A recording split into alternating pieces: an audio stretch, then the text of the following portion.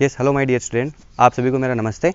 और आज हम वापस बीएससी बीएड सेकेंड ईयर के अंदर जो आपकी बीएससी सेकेंड ईयर और दोनों की क्लास है काइनेटिक थ्योरी एंड थर्मोडायनेमिक्स, उसकी आगे की क्लास लेके आए। समथिंग 8वीं या 9वीं क्लास होगी, वो आपको सीक्वेंस वाइज यूट्यूब पे सारी मिल जाएगी। और मेरा आप सभी से इतना सा कहना है कि आपके जितने भी फ्रेंड वगैरह हो, जो भी आपके जितने मिलने वाले हो, सभी को अपने को आसमी 2012 करके जो यूट्यूब पे चैनल है उसको आपको क्या करना है, सब्सक्राइबर करना है। और ज़्यादा से ज़्यादा सभी वीडियो को आपको क्या करना है, व्यूज करवाना है और लाइक करवाना है। तो इससे पहले वाली क्लास में जो अपन ने काइनेटिक थ्योरी एंड थर्मोडायनेमिक्स की जो क्लास स्टार्ट की, उसमें अपन ने जो जूल थॉमसन गुणांक पढ़ा था, आप सभी को बताएं जूल थॉमसन गुणांक जो अपन ने पढ़ा था वो आपका क्या आया था, जूल थॉमसन गुणांक म्यू। हल्का सा अपन रिवाइज कर रहे हैं इस चीज़ को। जूल थॉमसन गुणांक म्यू बराबर आपका क्या आया था, 1/CP T del V upon del T P minus V। ये अपने पास फॉर्मूला आया था जूल थॉमसन गुणांक का, 1/CP T del V upon del T P minus V। और म्यू किसके बराबर था अपन ने देखा था, वो था आपका dt अपॉन dp। और यहाँ पर अपन ने क्या लिखा था, h, क्योंकि जूल थॉमसन गुणांक के अंदर किसी गैस की एंथैल्पी हमेशा क्या रहती है, कांस्टेंट रहती है। जो वो अपन ने ये चीज़ देखी थी, तो अपने को पता है dt अपॉन dp, ये आपका क्या था, h कांस्टेंट था। और ये इसको अपन ने किसे लिखा था, जूल थॉमसन कोफिशिएंट से। फिर अपन ने देखा था आइडियल गैस के लिए, आइडियल गैस के लिए, आदर्श गैस के लिए जूल थॉमसन गुणांक क्या है आपका, आइडियल गैस के लिए, आइडियल गैस के लिए जब अपन ने इसको सोल्व किया तो ये वाला जो मान था, जब अपन इसको सोल्व किया, पीछे कर दिया अपन del V upon del T P, ये आपका आया था v अपॉन टी।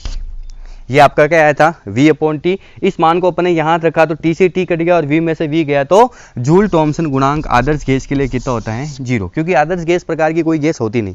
अपन ने पीछे मैंने आपको पीछे एक टॉपिक करवाया था जिसके अंदर आइडियल गैस और रियल गैस दोनों के बारे में बताया था। रियल गैस को कौन सी होती है, ऐसी गैस जो ताप, दाब और आयतन 3 पॉइंट लेते हैं अपन, पी, वी और टी। इन तीनों प्रोसेस पर, चाहे वो बॉयल्स लॉ हो, चाहे वो चार्ल्स लॉ हो, चाहे वो अवोगाद्रो लॉ हो, इन सभी का पालन करे तो आपकी गैस कौन सी कहलाती है, आदर्श गैस कहलाती है। लेकिन फिर अपन ने देखा कि वास्तव में ऐसी कोई गैस बनी ही नहीं, मतलब कुछ ना कुछ तो उसमें डिफरेंस आएगा ही आएगा।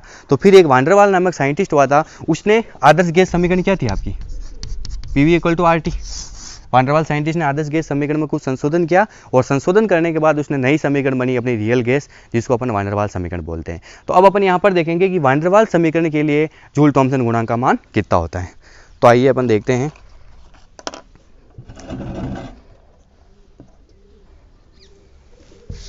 तो आपका सेकंड पॉइंट है वास्तविक गैसों के लिए जूल थॉमसन गुणांक। फर्स्ट अपन ने कर लिया था, सेकंड है आपका वास्तविक गैसों के लिए जूल थॉमसन गुणांक, वास्तविक गैसों के लिए जूल थॉमसन गुणांक। वास्तविक गैसों के लिए जूल थॉमसन गुणांक कितना होगा अपने को देखना है। आइए, आपको पता है वास्तविक गैसों के क्या होती है अवस्था समीकरण, तो अपन लिखेंगे वास्तविक गैसों के लिए, वास्तविक गैसों के लिए वान डेर वाल की अवस्था समीकरण, वास्तविक गैसों के लिए वान डेर वाल की अवस्था समीकरण। वान डेर वाल ने जो दी थी वो क्या आई थी, वान डेर वाल की अवस्था समीकरण। हाँ जी, अपन लिखते हैं, आपको पता है P plus A upon V square V minus B equal to RT। ये आई थी, अपने को पता है वास्तविक गैसों के लिए। फिर अब मैं क्या करता हूँ, इसको यहाँ से ऐसे बना देता हूँ, P plus A upon V square बराबर RT upon V minus B। Is it clear? आपकी समीकरण ऐसे बन गई, RT अपॉन क्या बन गई, V माइनस B। अब मैं इसका डिफरेंशियल करूंगा, अवकलन करना। लेकिन अवकलन किस प्रकार करेंगे, मैं यहाँ पर एक लाइन लिखूंगा, आप ध्यान से देखना। नियत दाब पर, लाइन क्या लिख रहा हूं मैं, देखिएगा आप, नियत दाब पर, नियत दाब लगते हुए अपन क्या कर रहे हैं, नियत दाब पर ताप T के सापेक्ष, नियत दाब पर ताप T के सापेक्ष, ताप T के सापेक्ष आयतन V का अवकलन करने पर, ये आपकी लाइन बनेगी। लैंग्वेज ध्यान से पढ़ना भाई, अपन क्या कर रहे हैं, किसके सापेक्ष अपन इसका क्या अवकलन कर रहे हैं, ठीक है। Del V upon del T P minus 2 upon इसका डेल वी बराबर minus R upon V minus B T एक वैसे थे माइनस आर बी का square del V upon del T P, ठीक है, 2 अपॉन वी क्यूब बराबर R upon V minus B. Okay, देखिए दाब को आपको क्या रखना है, कांस्टेंट। अब उसको आपको ताप टी का क्या करना है, ताप टी के सापेक्ष किसका अवकलन करना है आपको, आयतन वी का, मतलब डेल टी अवकलन किसका होगा, डेल टी का, और पी के सापेक्ष, ये आपका कांस्टेंट है। तो आपकी समीकरण क्या बन जाएगी, आप ध्यान से देखिए। सबसे पहले आपका पी क्या हो जाएगा बताइए, पी का अवकलन क्या हो गया आपका 0, भाई पी का अवकलन क्या हो गया 0, ठीक है। फिर इसके बाद इसका अवकलन होगा वी स्क्वायर का, वी ऊपर जाएगा तो आपके पास क्या हो जाएगा, वी की पावर -2, भाई वी की पावर -2 हो जाएगी तो माइनस आगे माइनस ए इंटू वी की पावर -3, भाई -2 -1 कितनी होगी, पावर -3 होगी, और एक 2 भी आगे जाएंगे -2 भी आगे जाएगा, और वापस इसका v का करेंगे क्या हो जाएगा आपको पता है, del V upon delta T P, ठीक है, -2a upon we cube del V upon delta T P बराबर, पूरा नहीं हुआ है ना, ये वापस नीचे भी आएगा। एक बार आपका r upon V minus B ऐसा कैसे, टी का कितना हो जाएगा 1, क्योंकि अपन टी का अवकलन कर रहे हैं। तो एक बार तो आपका r upon V minus B आपका ऐसा कैसे ही है ना, देखो स्टेप बाय स्टेप अपन खोल के लिख रहे हैं। r upon V minus B आपका ऐसा कैसे, टी का कितना हो गया 1। अब अगले स्टेप में आपका t ऐसा क्या रहेगा, इसका अवकलन करेंगे तो इसका अवकलन करने का मतलब v का होगा, तो ये पावर आपकी स्क्वायर में हो जाएगी, और आगे आपका क्या हो जाएगा, माइनस हो जाएगा, ठीक है। तो ये ऊपर जाएगा, ऊपर जाने के बाद पावर माइनस आगे और -2 हो जाएगा, इसका पावर वापस नीचे ले आएंगे, तो अपन ऐसे लिख सकते हैं देखो कि minus R T upon V minus B की पावर 2।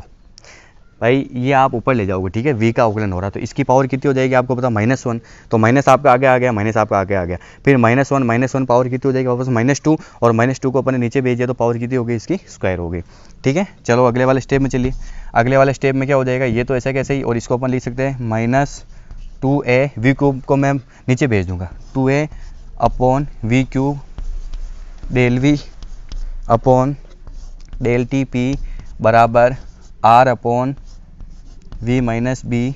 एक चीज़ और, वापस v का क्या आएगा, del V upon del T P, v का डबल होगा तो v का आपके पास क्या हो जाएगा, क्योंकि v का वापस करेंगे del V upon del T P, ये आएगा बराबर r upon V minus B, ऐसे कैसे ही, और इसको मैं वापस लिखूंगा यहाँ पर माइनस आर टी अपॉन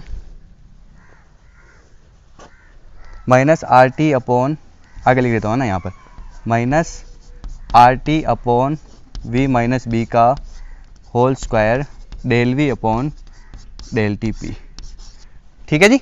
ये अपन ने इस इक्वेशन को ऐसे सेट कर दिया, -R T upon V minus B का square del T upon del T P -2 upon we cube, इसको इधर भेज देंगे, ठीक है। और बाद में R T upon V minus B का स्क्वायर बाहर आ जाएगा 1 -2 upon we cube V minus B का square upon R T del upon del T फिर R upon V minus cube, तो यहाँ से वापस क्या हो जाएगा, T del V upon del T P. यहाँ तक देखो कोई इश्यूज नहीं आपको, अपन ने क्या किया देखो, स्टेप बाय स्टेप खोल के लिखा। वापस देखिए आप, ये आपकी रियल गैस की अवस्था समीकरण थी, फिर अपन ने इस अवस्था समीकरण को ऐसा इस प्रकार लिखा, इस प्रकार लिखने के बाद अपन ने दाब कांस्टेंट रखते हुए इसका ताप टी के सापेक्ष मतलब डेल टी के रूप में अपन ने आयतन v का अपन ने क्या किया, अवकलन किया, डिफरेंस किया अपन ने उसको।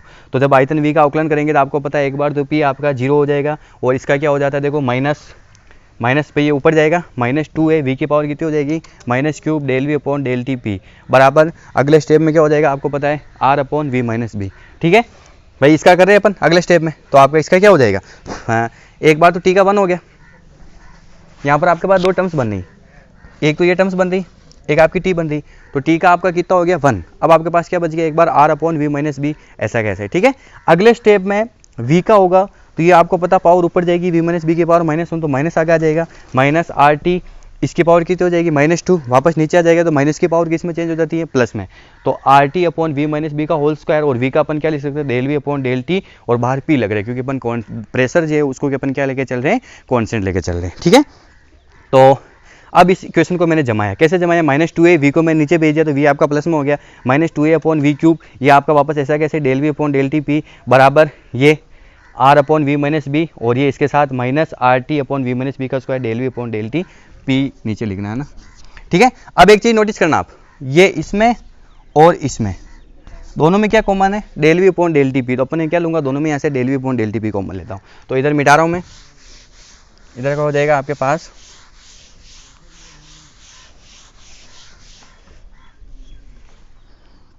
यस, हाँ कॉमन लीजिए आप, इसको आप इधर भेज दीजिए। एक बार मैं स्टेप वापस लिखता हूँ, आपकी स्टेप क्या हो जाएगी, -2a upon we cube del V upon del T P, वो माइनस का इधर आ जाएगा, प्लस का हो जाएगा, plus R T upon V minus B का whole square, R T upon V minus B का whole square del V upon del T P. और इधर से इसको मिटा देता हूँ, स्क्रीनशॉट लेते रहना है ना आपको, ताकि काम करने में आसानी रहेगी। हर स्टेप बाय स्टेप अपन लिख रहे हैं, स्क्रीनशॉट के द्वारा आप इसको ले सकते हो मान। हाँ जी, और आगे क्या आ जाएगा आपका, बराबर R upon V minus B, ठीक है। अब इसमें देखिएगा आप, del V upon del T P दोनों में कॉमन है, तो जब मैं यहाँ से del V upon delta T P common ले लेता हूँ, तो यहाँ से तो क्या बच जाएगा आपको पता है, R T upon V minus B का होल स्क्वायर ये बच गया, और यहाँ से कितना बच गया, -2a अपॉन वी क्यूब ये हो गया, और बराबर क्या चल रहा है आपके पास, R upon V minus B, ठीक है। Del V upon delta P T R T upon V minus B का whole square -2a upon we cube बराबर क्या हो गया आपके पास, R upon V minus B. Okay, अब आगे देखिए आप, अब मैं यहाँ से क्या करता हूँ, इसको आप इधर लिख दिए, पहले इधर लिख दिए, एक ही बात है। यहाँ से R T upon V minus B का होल स्क्वायर एक बार वापस कॉमन ले लेता हूँ बाहर, मैं ऐसे इस प्रकार कॉमन ले रहा हूँ, R T upon V minus B का होल स्क्वायर अपन ने बाहर कॉमन ले लिया। तो यहाँ इसको मैं पीछे लिखूंगा ना, अगले वाले ब्रैकेट में इस वाले मान को पीछे लिख रहे हैं, क्योंकि ये भी आपका क्या चल रहा है, कॉमन मान चल रहा है। तो इसको मैंने यहाँ लिख दिया, यहाँ से तो कितना बच गया आपको पता, 1 माइनस ये मान एक बार तो ऐसे का ऐसे ही 1 - 2a अपॉन कितना हो जाएगा, वी क्यूब इंटू, अब देखो ये कॉमन लिया तो यहाँ पर ये मान क्या हो जाएगा आपका, उल्टा आ जाएगा। उल्टा होने का मतलब v माइनस बी का whole square upon R T, ठीक है। ये मान आपका उल्टा हो गया, ऐसे v माइनस बी का होल स्क्वायर आर टी बराबर क्या चल रहा है आपका मान, r upon V minus B, ठीक है। इसको अपन ऐसे सेट कर दिया, और अब अपन यहाँ पे क्या करेंगे, v माइनस बी अपन 1 अपॉन आर टी माइनस, अच्छा इस मान को अपन क्या करते हैं, उधर भेज देते T del V upon delta P, ठीक है। तो v minus B 1 - 2a upon R T, 1 - 2a upon R T V R T, ठीक है। तो आइए इस समीकरण से अपन कुछ चेंज करते हैं मान। टॉपिक आपका है ना लंबा है थोड़ा, हम स्टेप बाय स्टेप खोल के लिख रहे हैं, तो आप इसको आराम से पॉज करके हर वीडियो को आप उसका लिख सकते हो कॉपी में या स्क्रीनशॉट लेके, है ना। स्टेप बाय स्टेप अपन चल रहे हैं। तो आगे चलिए, मैं यहाँ से सिर्फ क्या रखता हूँ, एक चीज़ मैं यहाँ पर लिखना भूल गया, वो है आपकी del V upon del T P बराबर R upon V minus B, ठीक है। ये हो गया। अब मैं यहाँ से सिर्फ रखता हूँ T del V upon del T P, यही रख रहा हूँ मैं भाई, टी रख लिया, del V upon del T P रख लिया, बाकी सारा मान मैं उधर भेज रहा हूँ। ये क्यों रखा अपन ने, ये आपको पता है कि जब अपने पास जूल थॉमसन गुणांक का फॉर्मूला था, तो वो क्या था, म्यू बराबर 1 अपॉन सी पी ब्रैकेट के अंदर T del V upon del T P. अब उसी का मान अपने को चेंज करना है, तो अब इसके लिए क्या निकलेगा, देखो जब अपन ने ये रखा तो बाकी सारा मान आपका उतर जाएगा, और उधर जाने के बाद इधर आपका क्या चल रहा है, R upon V minus B, R upon B minus B, V minus B चल रहा था, और ये जाएगा उधर, तो ये जाते ही ये मान आपका उलट जाएगा, ये मान आपका उलटते ही क्या हो जाएगा, ऊपर जाके क्या हो जाएगा, v माइनस बी का होल स्क्वायर अपॉन नीचे क्या हो जाएगा, आर टी, आर ही सिर्फ आर जाएगा, है ना, टी उधर चला गया, आर नीचे चला गया, और ये मान आपका ऐसे कैसे नीचे आ जाएगा, वो क्या आ जाएगा आपका 1 - 2a upon we cube, 1 - 2a upon we cube into v minus B का whole square upon R T, ठीक है। आपकी समीकरण ये आ गई, 1 - 2a upon we cube, v minus B का whole square into R T. अब अपन क्या करते हैं, आगे वाले स्टेप में इसका अपन सॉल्यूशन देखते हैं। तो आपको पता है सॉल्यूशन क्या हो जाएगा, कोई आइडिया लगाइए, लगाते हैं।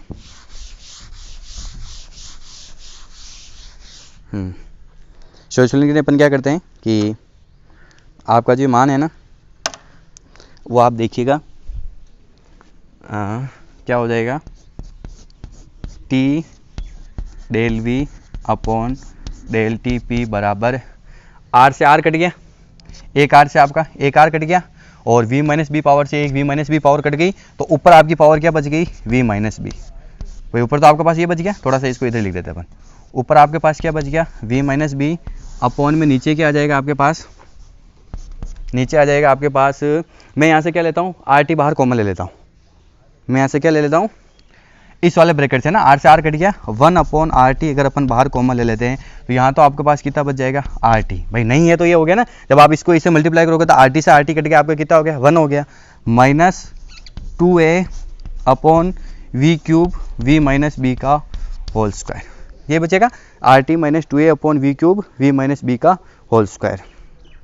ठीक है, अब वापस आगे देखिएगा आप, अगली स्टेप आपकी क्या हो जाएगी, T del V upon del T P बराबर v माइनस बी जो आपका चल रहा है वो ऐसे कैसे चलने दो इसको, और नीचे हो जाएगा आपके पास मान v माइनस बी आपका ऐसे कैसे चल रहा है, और नीचे आपका मान कितना हो जाएगा 1 upon R T, 1 upon R T minus 2a upon we cube into V square. अब मैंने सिर्फ यहाँ पर क्या लिखा, वी स्क्वायर क्यों लिखा, एक चीज़ ध्यान रखना, इसका फॉर्मूला क्या होता है, वी माइनस बी का होल स्क्वायर, जब आप खोलोगे तो वी स्क्वायर आपका फॉर्मूला क्या बनेगा, V square minus 2vb into B square, तो ये होगा V square minus 2vb into B square. तो अपने को क्या करना, देखो इसमें एक चीज़ देखिएगा आप, ये देखा जाए तो कॉन्स्टेंट है ये, या यूँ कहते आप वी में से बी को माइनस करोगे, आप इसको खोलोगे भी नहीं ना, एक चीज़ हमेशा ध्यान रखना, इसको अगर आप खोलो भी नहीं तो वी में से बी माइनस करोगे, आयतन तो बहुत ही बड़ा है, किसी गैस का आयतन बहुत ज़्यादा होता है, उसमें से एक हल्का सा कॉन्स्टेंट निकला बी, तो अपन बी क्या कर सकते हैं, आपको पता है अपन फिजिक्स में से लेते हैं थर्मोडायनिक्स में, बी को अपन क्या कर सकते हैं, आयतन वी की तुलना में नगण्य मान लेंगे, आपका वी है वो ज़्यादा हो जाएगा बी से, या यूँ कहते आप ऐसे लिख सकते हो कि जो वी जो आयतन है वो वेरी ग्रेटर देन किसे, एक कॉन्स्टेंट बी से। तो इस कंडीशन में आपके पास यहाँ पर क्या बच गया, सिर्फ वी स्क्वायर बच गया, तो ये आपका मल्टीप्लाई हो गए अंदर आ जाएगा, तो आपकी जो समीकरण बनेगी अगली, इसका आप स्क्रीनशॉट लीजिए, आपकी अगली समीकरण बन जाएगी, वो हो जाएगी आपकी T del V upon del T P बराबर, अब यहाँ तो ऊपर चल रहा है आपका v माइनस बी, इधर लिखेंगे v माइनस बी अपॉन, अब मैं क्या कर रहा हूँ देखो, इस 1 अपॉन आर टी को वापस अंदर भेज देता हूँ, जैसे सॉल्यूशन कर रहेगा वैसे अपने को करना, 1 अपॉन आर टी को आप जब अंदर बेचोगे तो यहाँ तो आपके पास बच गया 1, ये कट गया, माइनस यहाँ क्या हो जाएगा 2a अपॉन वी स्क्वायर से वी क्यूब कट गया, एक v नीचे बच गया, तो आर टी यहाँ पर इंटू मल्टीप्लाई हो जाएगा, तो 1 minus 2a upon V R T. Is it clear, आपके पास समीकरण ऐसे बन जाएगी 1 minus 2a upon V R T, या यूँ कहे तो अगले स्टेप में मैं ये लिख सकता हूँ, आपकी इक्वेशन क्या बन जाएगी वापस, T del V upon del T P बराबर v माइनस बी, इसको ऊपर भेज देते अपन है ना, v माइनस बी, ये जब आपका मान ऊपर जाएगा तो 1 minus 2a upon V R T की पावर -1, समझ में आ गया ना, इसका पावर यहाँ पर कितनी है 1, जब अपन ने इस मान को ऊपर भेजा तो इसकी पावर कितनी हो जाएगी आपको पता है अच्छे से, -1 हो जाएगी। ठीक है, तो आगे का प्रोसेस क्या कहेगा आपका, वो आपका हो जाएगा द्विपद प्रमेय, बायोनियल थ्योरम क्या कहती है आपको पता है, द्विपद प्रमेय से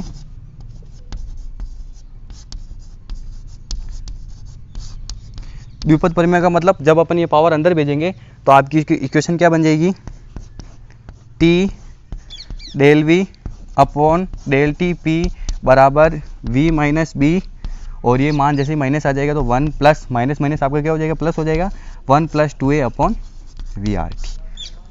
ठीक है, आपको पता है बायोनियल थ्योरम क्या होती है, बायोनियल थ्योरम का मतलब 1 प्लस एक्स की पावर n, फॉर्मूला क्या होता है आपको पता है, 1 प्लस एक्स की पावर n होता है, तो आप उसको क्या लिखते हो 1 प्लस एन एक्स, ऐसे कंटिन्यू उसका क्या होता है, आगे से आगे इसका प्रसार होने दिया जाता है, तो इसी के द्वारा अपन ने इस फॉर्मूले को ऐसे लिख लिया।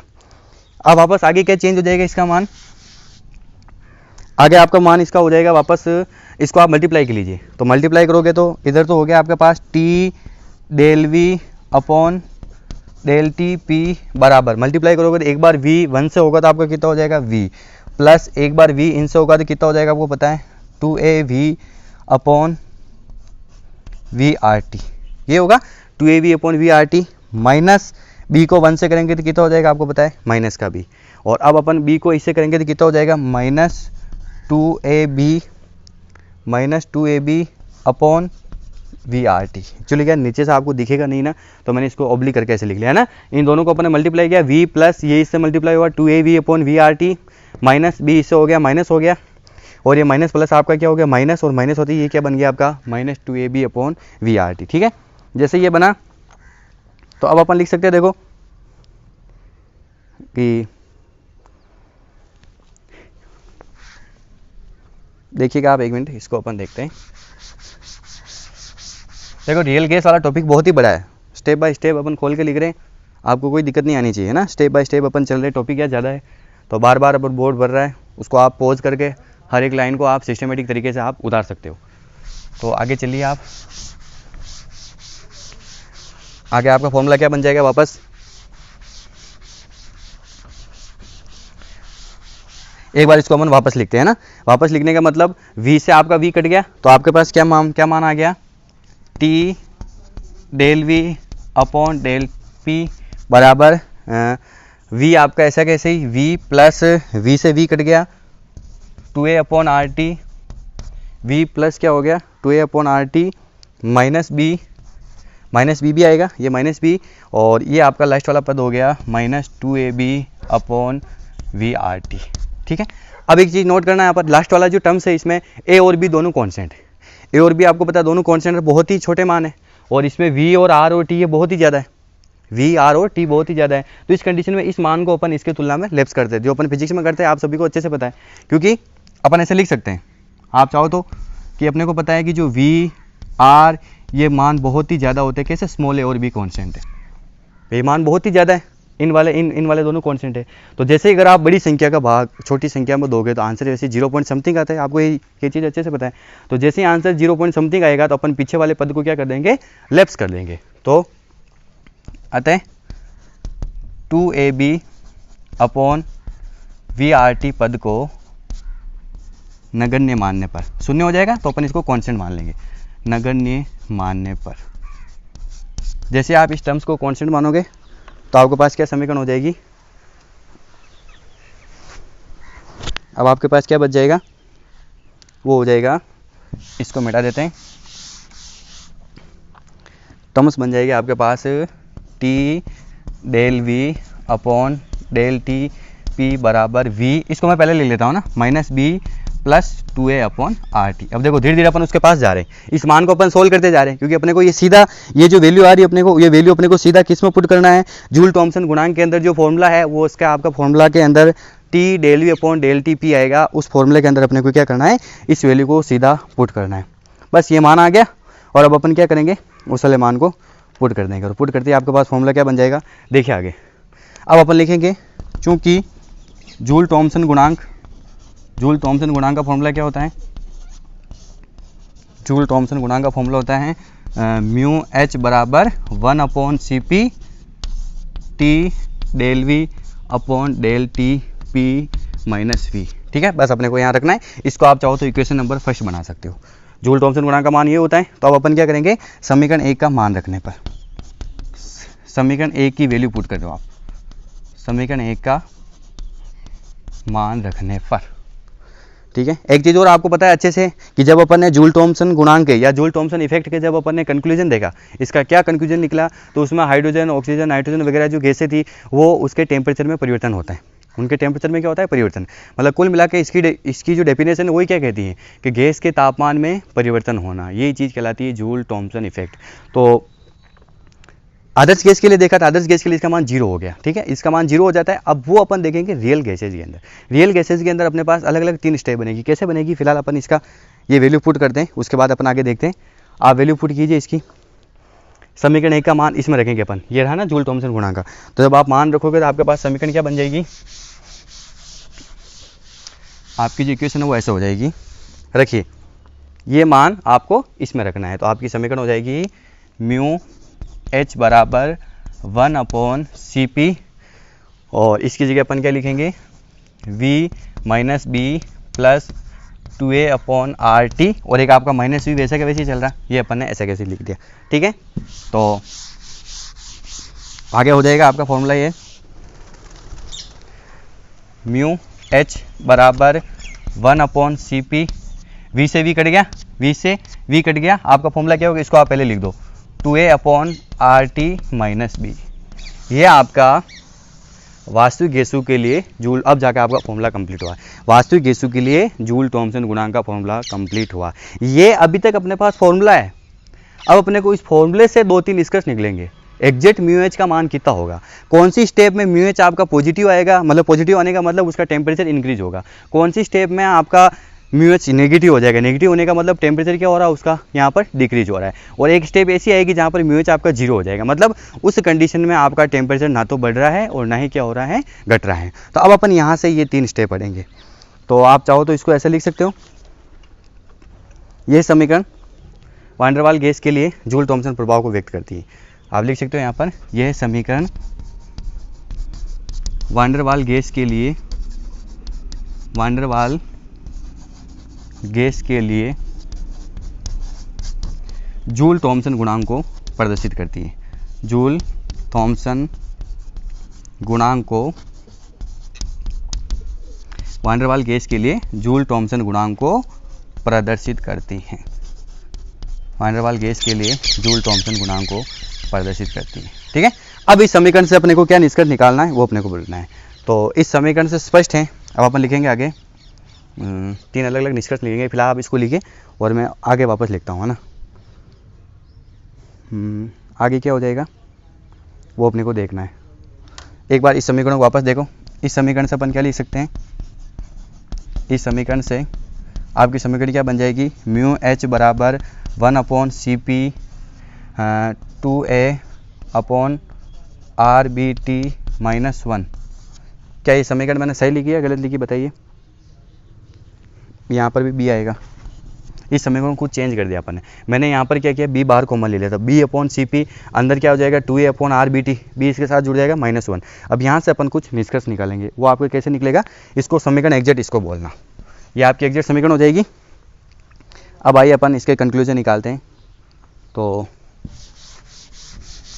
आपका जो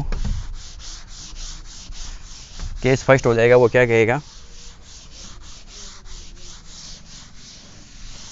एक बार मैं वापस लिख देता हूँ, अपने पास समीकरण क्या आई हुई है, समीकरण एक बार डाउन करते हैं। म्यू एच बराबर, बी बाहर आएगा, B/CP अंदर क्या था 2A/ क्या था RBT माइनस वी।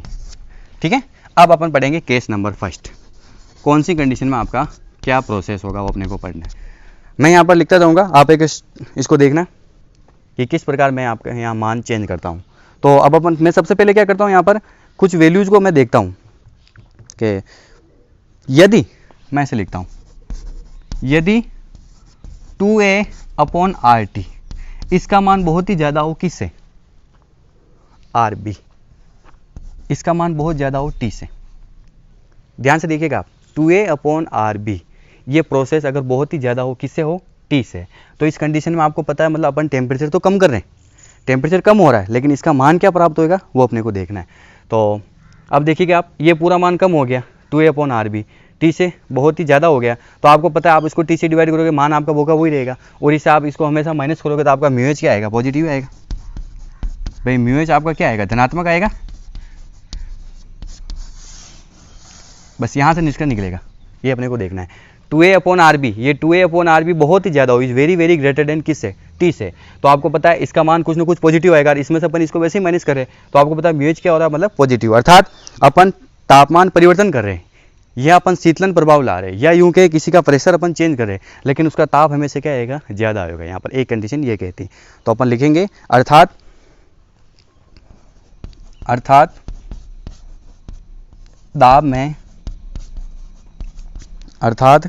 दाब में कमी करने से दाब में कमी करने से, अर्थात दाब में कमी करने से क्या हो रही है, ताप में भी कमी होगी। अच्छा, ताप में भी क्या होगी, कमी होगी। ताप में भी क्या होगी, कमी होगी। पहले लाइन लिखता हूँ फिर मैं आपको समझाता हूँ। इस स्थिति में गैस शीतलन प्रभाव उत्पन्न करती है। इस स्थिति में गैस शीतलन प्रभाव उत्पन्न करती है। इस स्थिति में गैस क्या कर रही है, आपको पता है, शीतलन प्रभाव उत्पन्न करती है। ठीक है, अब इस स्थिति में आपकी गैस क्या कर रही है, शीतलन प्रभाव उत्पन्न कर रही है। अब देखिएगा मैंने क्या लिखा है यहाँ पर, म्यूएच आपका क्या आ गया, पॉजिटिव। अब अपने को पता है अपन दाब कमी करें, दाब में हमेशा अपन परिवर्तन करेंगे, दाब में परिवर्तन करने के मतलब दाब को हम हमेशा कम करेंगे। तब अपने को देखना टेम्परेचर में क्या चीज़ें होती है। तो अब अपन यहाँ पर देखा कि दाब में कमी करने से ताप में भी कमी होती, अर्थात गैस कौन सा प्रभाव कर रही है, शीतलन प्रभाव यहाँ पर उत्पन्न करी। अब देखो आप ये सोचोगे कि भाई म्यूएच तो पॉजिटिव हो गया, यहाँ पर आप ये चीज़ देखोगे कि म्यूएच तो आपका पॉजिटिव हो गया, फिर ये मान नेगेटिव क्यों जा रहा है, तो ये मान ऐसे जा रहा है। म्यूएच का फॉर्मूला लगाना है यहाँ पर आपको। म्यूएच का फॉर्मूला क्या होता है आपको पता है, dt/dp। इस चीज़ को आप रिकॉल कीजिए। म्यूएच का फॉर्मूला क्या होता है आपको पता है, dt/dp। अपन क्या करें, दाब में कमी करने का मतलब माइनस। आप फिजिक्स के अंदर क्या पढ़ते हो, जब अपन कोई वैल्यू होती है उसके आगे अपन माइनस लगाते हैं तो उसका मतलब क्या होता है, उसके मान में कमी हो रही, ये आपको पता है। दाब में कमी करने से ताप में भी कमी होगी, ताप में भी कमी होगी, तब जाकर कि क्या लगेगा, माइनस लगेगा। और माइनस माइनस आपका क्या हो जाता है, कट जाता है। और माइनस माइनस करते ही आपका म्यूएच क्या आ रहा है, पॉजिटिव आ रहा है। तो बस ये चीज़ आप ध्यान रखना भाई, इसको अपने करना भाई, ये म्यूएच पॉजिटिव कैसा है, इस फॉर्मूले से अपन बताएंगे म्यूएच पॉजिटिव कैसा है भाई। कब आएगा, जब आपका म्यूएच बराबर क्या हो, dt/dp। म्यूएच आपका क्या होगा, dt/dp होगा, तब जाके मान क्या आ जाएगा आपका, पॉजिटिव होगा। ये पॉजिटिव कब होगा, दाब हमेशा तीनों केस में आपका माइनस रहेगा। अपन 3 केस पढ़ेंगे, केस फर्स्ट, केस सेकंड और केस थर्ड। दाब हमेशा आपका माइनस रहेगा, तो यहाँ भी अपन माइनस लगाएंगे आगे, यानी दाब में कमी करने से ताप में भी क्या हो रही है, कमी हो रही। तो इस कंडीशन में आपकी गैस शीतलन प्रभाव दर्शाएगी जब ये स्टेज हो। फॉर्मूला आपका यही है, ये केस हो तो आपका क्या बताएगी, शीतलन प्रभाव। आगे ये केस सेकंड अपन पढ़ते हैं। केस सेकंड क्या हो जाएगा आपका, वो ये हो जाएगा, केस सेकंड के अंदर जस्ट इसका उल्टा। केस सेकंड में अपन क्या करेंगे कि केस सेकंड, इफ 2a/RB, इससे आपका टी बहुत ही ज़्यादा हो, भाई ये पूरा मान है, इससे आपका टी बहुत ही ज़्यादा, 1/T बहुत ही ज़्यादा है, तो आपको पता म्यूएच आपका किस में आ जाएगा, नेगेटिव आ जाएगा। म्यूएच आपका क्या हो जाएगा, नेगेटिव। म्यूएच आपका नेगेटिव हो जाएगा भाई, ये बहुत ज़्यादा है।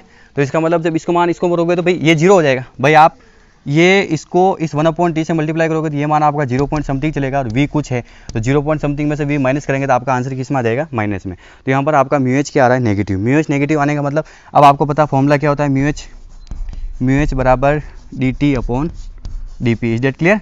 अब आपका ये माइनस कर रहे हैं, प्रेशर आपका ऑलरेडी क्या हो रहा है, माइनस हो रहा है, लेकिन इसको अब माइनस करने का ये आपका पॉजिटिव रहेगा, तब जाकर आपका म्यूएच क्या आ रहा है, नेगेटिव आ रहा है भाई, तब भी आपका म्यूएच क्या आएगा, नेगेटिव।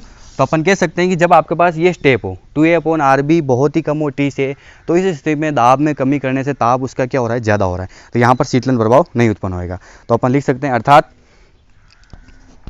अर्थात दाब में कमी करने से, दाब में कमी करने से ताप में वृद्धि होती।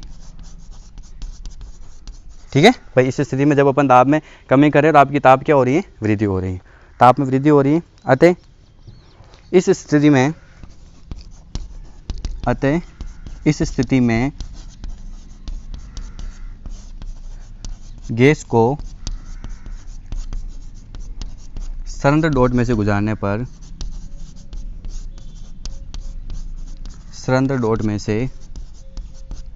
पर आप उसको उसमें से गुजारोगे तो क्या हो जाएगा, सिलेंडर डॉट में से गुजारने पर ताप में वृद्धि होती है। ताप में वृद्धि होती है। ठीक है, ये आपका प्रोसेस हो जाएगा। वो केस बढ़ लिया अपन ने भाई, ये प्रोसेस हो कि ये कंडीशन आ जाए तो आपकी क्या हो रही, ताप वृद्धि हो रही। वो स्टेप हो जाए तो आपकी क्या हो रही, ताप कमी हो रही। तो एक बार अपन शीतलन प्रभाव दर्शा रही और एक बार इसका टेम्परेचर क्या हो रहा है, इंक्रीज हो रहा है। अगले स्टेप में चलिए एक केस और आएगा, इक्वल बना लेकर अपन।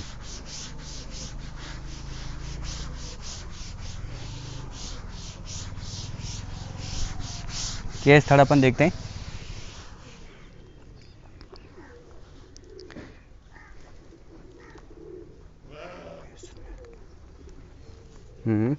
केस नंबर थर्ड, ये आपका इंपॉर्टेंट भी है क्योंकि यहाँ से एक फॉर्मूला निकलेगा। वो फॉर्मूला कैसे निकलेगा वो अपने को देखना है। तो अपन केस थर्ड में मैं करता हूँ कि यदि 2a/RB किसके बराबर हो जाए, T के बराबर। भाई 2a/RB किसके बराबर हो, T के बराबर हो तो ये 0 हो जाएगा। ये पूरा मल्टीप्लाई होगा तो V भी तो आ सकता है। भाई जब अपन इसको 0 करें, 2a/RT आपका किसके बराबर हो, 2a/RB आपका V के इक्वल हो, 2a/RB आपका किसके इक्वल हो, T के इक्वल हो। तो आपका म्यूएच कितना हो जाएगा, म्यूएच आपका 0, म्यूएच आपका यहाँ पर कितना हो रहा है 0। जैसे इक्वल है आपका म्यूएच कितना हो जाएगा, 0 हो जाएगा। मतलब इस स्थिति में अपन कह सकते हैं कि उसका म्यूएच 0 हो रहा है, मतलब टेम्परेचर पर कोई इफेक्ट नहीं पड़ रहा है। यहाँ पर एक नई डेफिनेशन निकलेगी, वो ये निकल जाएगी कि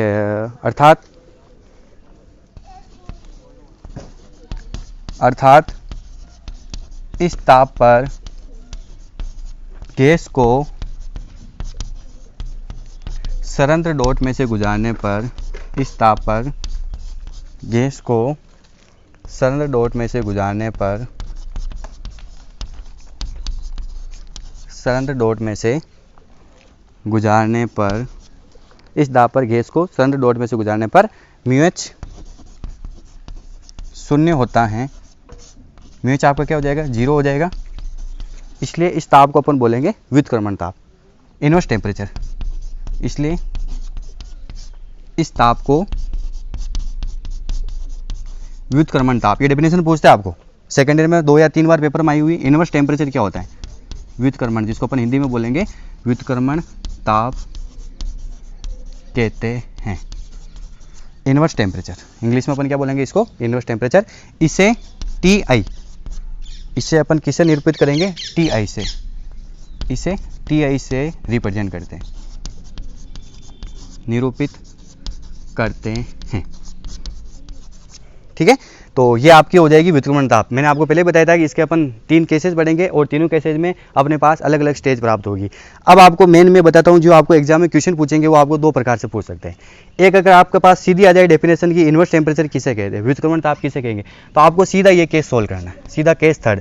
भाई अगर ये अपने पास प्रोसेस हो तो आपका म्यूएच कितना हो जाता है, 0 हो जाता है। तो ये कंडीशन आपकी क्या कहलाएगी, व्युत्क्रमण ताप।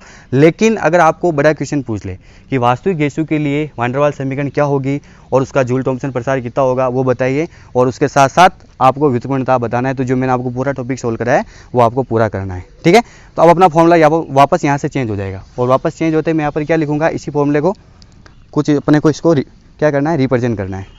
ये देखो अपन ने क्या किया, केस थर्ड में 2a/RB को अपन ने किसके इक्वल माना, T के इक्वल। जब ये कंडीशन है तब अपने पास म्यूएच कितना हो गया, 0। तो इस कंडीशन को अपन क्या बोल रहे हैं, इनवर्स टेम्परेचर। इनवर्स टेम्परेचर का मतलब इसको अपन TI से लिख सकते हैं। तो आपका ये फॉर्मूला चेंज होकर मैं क्या लिख सकता हूँ कि TI किसके बराबर हो जाएगा, 2a/RB। This is a formula of inverse temperature. ध्यान रखना है, ये व्युत्क्रमण ताप का फॉर्मूला बन जाएगा TI बराबर 2a/RB। इसी को बनाएं, जब टेम्परेचर आपका ये हो जाए तब आपका म्यूएच 0 हो रहा है तो इसको अपन व्युत्क्रमण ताप कहते हैं। तो आपका फॉर्मूला ऐसे बन गया, ऐसे बन गया। तो अब अपन चाहे तो इसको वापस चेंज कर सकते हैं। तो इस फॉर्मूले को कैसे लिख सकते हैं, ये आपका ध्यान रखना ना, ये आपका तीनों केस कंप्लीट है। ठीक है, वास्तविक गैस के अंदर अपन ने जो जूल थॉम्पसन गुणांक पढ़ा, कैसे किस प्रकार तापमान कम हो रहा है, शीतलन प्रभाव दर्शा रहा है, कैसे टेम्परेचर बढ़ रहा है, वो हर एक चीज़, और किस प्रकार आपका म्यूएच 0 हो गया। तो कुल मिलाकर देखा जाए तो जूल थॉम्पसन गुणांक है वो वास्तविक गैसों के लिए दर्शाया जा सकता है। आदर्श गैस के लिए तो आपको जूल थॉम्पसन गुणांक क्या हो जाता है, 0 हो जाता है। ठीक है, तो अब मैं इस फॉर्मूले को चेंज करके कैसे लिख सकता हूँ, वो ऐसा हो जाएगा। ये आगे आपके काम आएगा, इसी के अंदर आपको ना वो केस थर्ड में लिखना है। आगे जब अपन न्यूमेरिकल सॉल्व करेंगे तो अपन लिख सकते हैं, अतः म्यू एच बराबर B/CP। ये देखिए आप 2a/RB, 2a/RB किसके बराबर है, TI के बराबर है। 2A/RB किसके बराबर, TA के बराबर, अपॉन नीचे क्या गया T माइनस V। आपका फॉर्मूला ऐसा आ गया। ये क्यों लिखा मैंने, ये क्यों लिखा, ये फॉर्मूला इस प्रकार लिखने का मतलब है आपको जब न्यूमेरिकल पूछेंगे ना, आपको ये चीज़ अच्छे से पढ़ा है फिजिक्स के अंदर 30% हमेशा न्यूमेरिकल आता है। आपको कोई सा भी पेपर हो 70-30 का रेशो होता है, तो 30% न्यूमेरिकल आपको पूछते हैं। तो उसमें आपके डायरेक्ट क्वेश्चन आएगा कि यदि किसी गैस का इन्वर्स टेम्परेचर इतना हो, यदि किसी गैस का इन्वर्स टेम्परेचर इतना हो तो अगली वाली वैल्यूज क्या होगी। अब अपन यहाँ पर डायरेक्ट लिख सकते हैं, आपको पूरा लिखने की जरूरत नहीं, क्योंकि 2A/RB पूरा किसके बराबर होता है, TA के बराबर। TA का मान जैसे दे देगा आपको केल्विन, 400 केल्विन या 300 केल्विन, वो आप चाहो तो यहाँ पर वैल्यू पुट करके ऐसे इसको सोल्व कर सकते हो, ठीक है ना। इसलिए अपन फॉर्मूला को ऐसे कर लिया। आइए अब अपन न्यूमेरिकल सोल्व करते हैं, कैसे होगा एक आपको मैं आपको न्यूमेरिकल करा के बताता हूँ। एक न्यूमेरिकल करते हैं, आपका क्वेश्चन हो जाएगा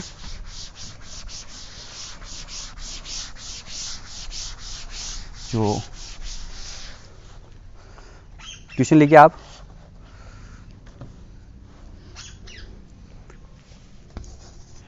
ऑक्सीजन गैस 300 केल्विन ताप पर 300 केल्विन ताप पर ऑक्सीजन गैस 300 केल्विन ताप पर जूल थॉमसन प्रसार करती है। जूल थॉमसन प्रसार करती हैं ऑक्सीजन गैस 300 केल्विन ताप पर क्या करिए, जूल थॉमसन प्रसार करती है, जबकि दोनों ओर का दाबांतर, दोनों ओर का है ना, जबकि दोनों ओर का दाबांतर, जबकि दोनों ओर का दाबांतर, जबकि दोनों ओर का दाबांतर 50 ATM है तो 50 ATM है तो ताप में परिवर्तन की गणना करो, है तो ताप में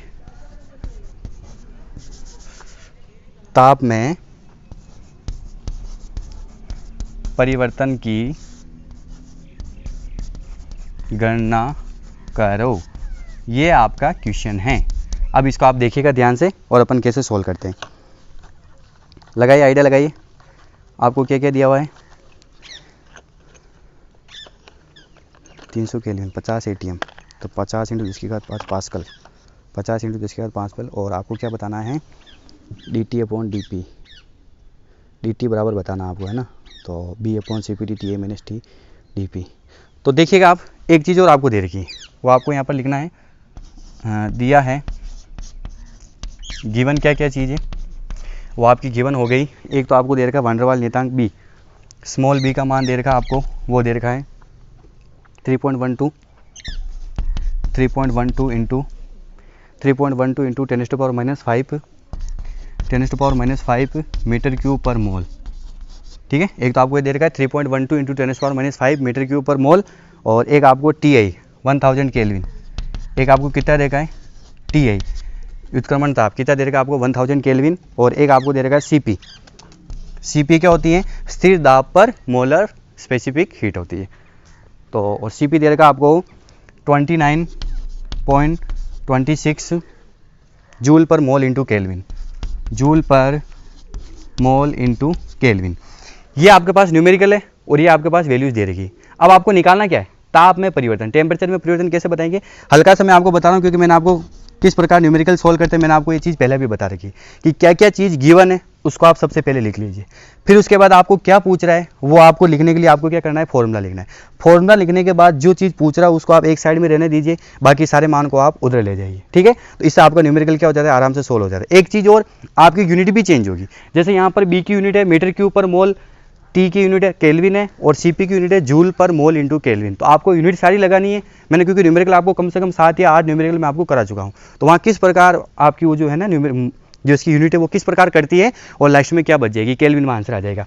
तो अब मैं हल्का सा आपको बता रहा हूँ, क्वेश्चन आपको सोल्व करना है, क्योंकि एक तरह से ये देखा जाए तो आपके लिए काम है, ये होमवर्क है, ये क्वेश्चन आपको करना है। करना कैसे, आपको पता है यहाँ पर लिखोगे आप, ये चीज़ गिवन होगी, वी नो डेट, हम क्या जानते हैं कि μH बराबर क्या फॉर्मूला होता है, μH को अपन क्या लिख सकते हैं वापस, dt/dp।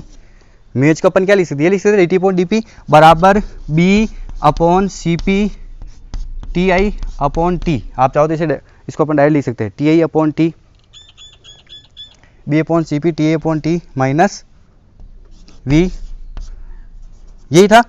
अब यहाँ से आपको dt निकालना है, तो dt बराबर cp को उधर भेज दीजिए, आप इसको इंटू कर करा के इनके सारे मान है आप मान रखिए और आपका आंसर। एक चीज़ और, ये आप चेंज कर सकते हो, आपको जो dp दे रखा ना, dp आपको कितना दे रखा है 50 atm, dp आपको कितना दे रखा है 50 atm है, तो 50 atm को आप पास्कल में चेंज करोगे तो 50 इंटू 10 की घात 5 पास्कल हो जाता है। ये मान आपका कितना हो जाएगा 50 इंटू 10⁵ पास्कल, ये मान आपको रखना है और आपका इक्वेशन सोल्व हो जाएगा। एक क्वेश्चन आपका ये हो गया बस, और एक और क्वेश्चन कीजिएगा आप, नहीं है तो आप मेरे को पूछ लेना, वैसे हो जाएगा, मैंने सारी चीज़ आपको बता दी। और एक क्वेश्चन लिखिए आप दूसरा, वास्तविक गैसों के लिए जूल थॉमसन गुणांक को व्यक्त कीजिए। जूल थॉमसन गुणांक को व्यक्त करो, वास्तविक गैसों के लिए जूल थॉमसन गुणांक को व्यक्त करो। और एक और लिखना आपको, पूरा प्रयोग बनना है ना इसके अंदर, पूरा डेरिवेशन प्लस तीनों केसेज। इनवर्स टेम्परेचर किसे कहते हैं, व्युत्क्रमण ताप को परिभाषित कीजिए, व्युत्क्रमण ताप को परिभाषित करो। ठीक है, आपके पास तीनों क्वेश्चन हो गए, तीनों क्वेश्चन को मैंने आपको टॉपिक भी करवा दिया, इनको सोल्व करना, जनरली आप न्यूमेरिकल ध्यान रखना है। तो अपना कीमती समय देने के लिए बहुत बहुत धन्यवाद, हर एक क्लास को अच्छे से पढ़िए।